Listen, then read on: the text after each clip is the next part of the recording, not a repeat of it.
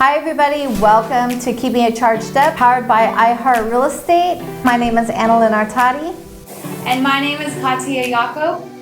And today we have a special guest, Renee Lowe with Fidelity National Title, and we're really excited to have her today.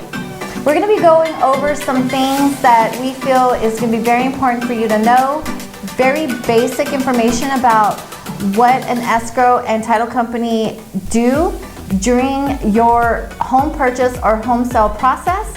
And Katia is going to help facilitate a series of questions that Renee can answer. And so we're really excited to have her here today. And again, thank you very much, Renee, for joining us. Thanks for having me. Welcome, Renee, to our show. Thank you so much for coming out today. So what is an escrow officer? Can you explain the process of an escrow? Absolutely. So an escrow officer is our basic responsibility in an escrow transaction is to be a neutral third party. So we are the facilitator to remain neutral, to make sure the contract is followed and all parties' decisions are honored in our transaction. And then the escrow process is an extensive process. It starts with the opening of an escrow, reviewing of a preliminary title report, ordering payoffs, the preliminary title, reviewing it, HOA documents if there is any HOA, and then communication between all parties, making sure the loan is on track, making sure the real estate agents understand where we're at in our process, and ultimately in the end, closing the transaction so the seller is able to get their funds and the buyer is able to get their keys to their new home. Yes, oh my gosh, those keys are so important, guys. That is the most exciting part about the entire transaction, and this is why we're here today, because we want to help you guys make this process really smooth and more of an exciting one versus a stressful one. Absolutely. Yes, that is definitely our intention here with this video series. And can you just go over what is the difference between an escrow and title? Because I know that some companies don't do both, but I know that you guys do. Absolutely. So an escrow is the process of handling all the documents, the money, transferring all the money, and kind of basically mediating the process throughout the escrow and making sure that everything is processed in a timely manner. The title is actually the physical document for the ownership of the property. Mm-hmm. So a title is going to tell you who the legal owner is, if the legal owner has any liens on the property, if there happens to be an HOA on the property. So the title report is going to show you all of that. But they're more behind the scenes. So you're never really going to deal with a title officer. You're more always going to deal with the escrow officer. At the end of the transaction, within about 30 days, you're going to get a final owner's title insurance policy if you're a buyer, and you're also going to get the grant deed, which is the key document to the ownership of your property. And that's really exciting that you guys at Fidelity handle both title and escrow, because it helps our jobs flow a lot better, because we're really just working with one escrow officer and it's all handled in-house, so it really makes it so much better. Yes, I definitely agree, Alan. And you mentioned earlier that a escrow officer is supposed to be a third party. Can you go over what it means to be a third party in a transaction? Absolutely, it's a really important process. We're neutral, so we are here to make sure that everybody's needs are taken care of. If someone in the transaction, whether it's the buyer or seller, comes to us and tells us their desire, we make sure it's honored in mutual agreement between all parties. So we remain neutral. We're not a favorite to the seller, we're not a favorite to the buyer, and we're not favoritism to the real estate agent. We are definitely there to remain neutral in the transaction. And that's really important for buyers and sellers to know, because at the end you guys have contractual obligations, and sometimes think that, you know, title and escrow will be the ones to make decisions on, you know, favoring somebody over the other on a contract, but that's not necessarily true. So it's very important for you guys to reach back out to your realtor should you guys have any issues that come up during an escrow process. Again, they're just there to stay neutral, you guys. Yes, the neutral aspect is definitely key. So make sure you guys have a great escrow officer such as Renee on your side to make that process as smooth as possible. And I know that another step of that transaction is a wire. can you tell us what are the important aspects of a wiring? What should clients know? Absolutely. So it's very, very important throughout a real estate transaction, no matter who your escrow company is, that you are always verifying those wiring instructions, because there is a potential of wire fraud, and it happens quite often when we least expect it.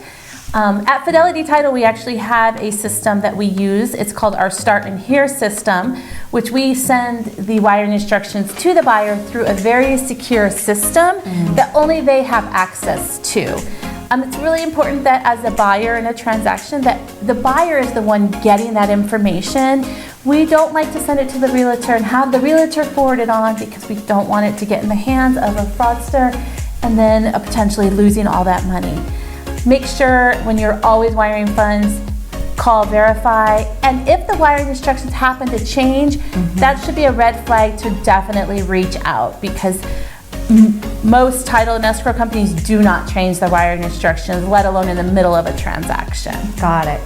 Just know that if you're a buyer, you'll most likely wire funds to escrow twice. One for the initial deposit, also known as your earnest money deposit. And then the second one would be when you're putting in your cash to close, so your remaining down payment and closing costs. Very important to know. But if you're a seller, then obviously escrow, if your instruction is to get your net proceeds wired, then for a seller, that's why they would send you that money. And also on the aspect of a seller, if the seller does not sign their documents in our office with one of our employees and we send out a mobile notary, just know that someone from our office is going to be calling you to verify that wiring instructions. So it's really important that you call us back if we leave a message, because we want, as a title company, to make sure that nothing has changed on those wiring instructions. And if you happen to need to change your wiring instructions, just be prepared for us to ask some identifying questions, because we really want to make sure that we're talking to that correct person and somebody's not calling on your behalf and pretending to be you as the seller. Yeah. Oh my gosh, that would be so bad if anything bad happens. This is why we have to make sure that you verify and your money is safe. Renee, can you explain to us what a preliminary report is? Sure. A preliminary report is an upfront document that we order to make sure that we know who the legal owner is on the property, if there's any taxes, any liens, mortgages, anything that we need to clear on a owner to make sure that we as a title company are transferring free and clear title to the new buyer of the transaction. It's going to ask for things like who, if the property is in a trust, it's going to ask for trust certifications. There is potential that there could be liens that need to be cleared, IRS. So it's really a document that you should really look at when you're going through a disclosure package, and making sure that your title and escrow officer have made sure that everything is cleared or in the process of being cleared, because those items could potentially cause a delay in your transaction. And oh my God, we've actually gone through so many different scenarios with a preliminary report, because things come up in there, and you know, if we don't catch it early, and it's so important to catch things early, it could again cause very many delays. So we don't want that to happen, guys.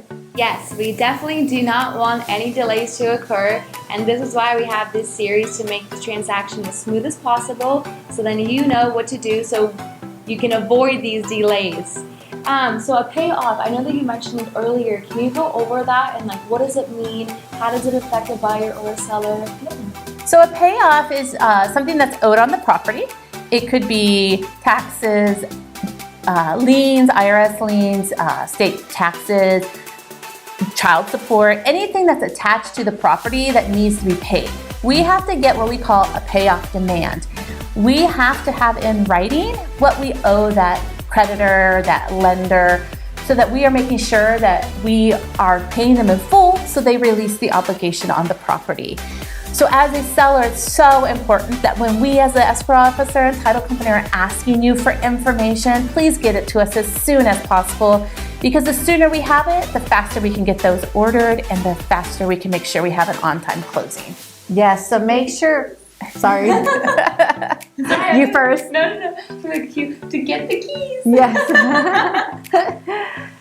Yes, so make sure that you guys are communicating with your realtor in order to, double check and make sure that there's nothing on your side you're responsible for that could cause delays.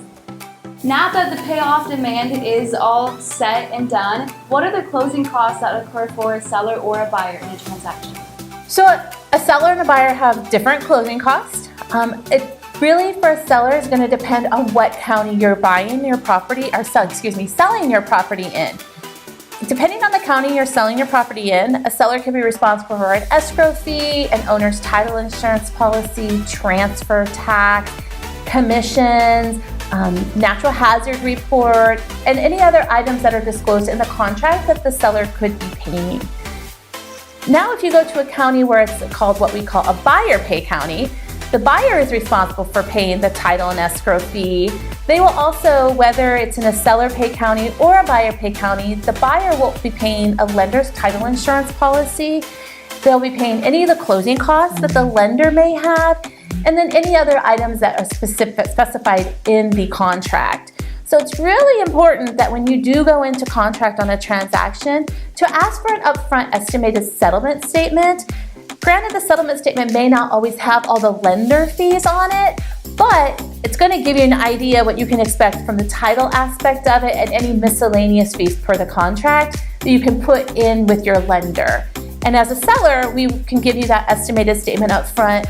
If we have all the payoffs in, it would be great because then you could truly see what your ultimate net would be very likely to be at the closing. So the sooner we get it, the more we can do that stuff earlier in the transaction. Most definitely. So if you guys have any questions or concerns, you can always reach out to your realtor, and then they can also guide you on what the escrow officer may need from you guys to get them everything they need to order off that payoff or draft the estimated seller or the estimated buyer's closing statement for you. So just basically itemizes everything that you're responsible for in order to get those keys. Or your closing checks for sellers. Yes, definitely. What kind of insurances does Fidelity offer to their clients, and why is it important to get it? In our transactions, if it's an all-cash purchase, there's only going to be one type of title insurance bought in our transaction, and that would be an owner's title insurance policy. And that is ensuring the owner that they are the legal owners on the property, that all of the debts and everything for the previous owners have been cleared. They also insure past the person you're purchasing it from and actually insure you for the history of the property. So you are insured that your great-great-great-grandma who maybe owned this property, that the person selling it is truly the person that can sell it. And we're assuring you that we are making sure that's free and clear for you. If you have a purchase and it has a loan on it, we're going to be issuing two forms of title insurance. One will be the owner's title insurance, which is going to cover the exact same things that if it's a cash purchase, and it's going to have a lender policy on it. The lender title insurance policy is probably one of the biggest policies we get the most questions on is why do you need that? That's for your lender. That's assuring your lender that they are in first lien position and nothing is hindering their loan on the property. So that's the lender title insurance is something you'll see ongoing. So if you happen to do a refinance, you would actually purchase a new lender title insurance policy every single time. Owner title insurance is only at the time of purchase. So it's a one-time thing, and depending on the county you live in, will depend on who pays for that fee. Sometimes, to be honest, fees can be negotiated between the buyer and seller, but it's very important for your realtor to help you put all of those negotiations in writing for you because the title and escrow officer will go based on your contractual agreement. Now for the last question on this video episode, Renee, can you tell us what occurs when there's multiple buyers or sellers in a transaction? That's a really good question. So when you have multiple sellers in a transaction, it's going to be very important that all sellers understand what's going on with the property and are prepared when you come to the closing table to be able to identify your percent of ownership. Because a lot of times the title may not tell us if somebody's 50-50, 75-25. So we really need you to be prepared when you come to the closing so we can make sure we're allocating the funds correctly so that each seller gets their true correct portion at the closing. Now, if you're a buyer and you have multiple buyers coming into the transaction, it's really important that you have that conversation ahead of time regarding the percent of ownership that you want to have and how you want to hold title, or also known as vesting, which I think would be a great thing to cover in another segment because there's a lot of information in that. That's a lot of information to cover. One final thing for me, I would say, is make sure you're working with a real estate agent and a team that have the understanding of the process. So when you work with a team like iHeart, you know that they have your best interest in hand and they are going to make sure to guide you through the process and making sure that you 100% understand from beginning to the very end what needs to be done. Most definitely, you guys. I think it's just really important for you to understand that during your home purchase or your home sale process, there's multiple parties that are involved. It's really important for you guys to have clear communication with your realtor because they can definitely guide you through the process and working with all of these parties. I mean, you've got title and escrow, you've got realtors, you've got home inspectors. I mean, the list goes on.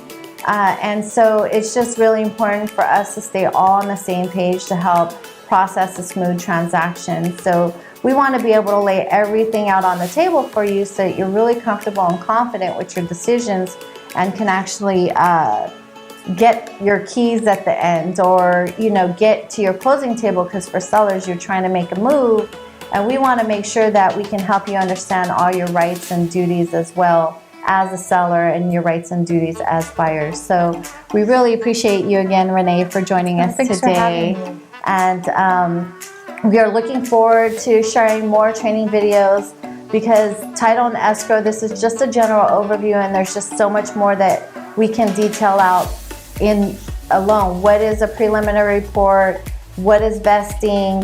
What you need to know about your closing costs and in more details. But again, thank you. My name is Annalyn Artadi. And I'm Katia Jakob. I'm Renee Lowe with Fidelity Title Company. So thank you everybody for joining us today. And we are so excited to see you on the next one. If you're interested in getting more information, make sure you check out our website and social media links on the video below to stay connected and to see what we're doing next. Can't wait to see you on the next one.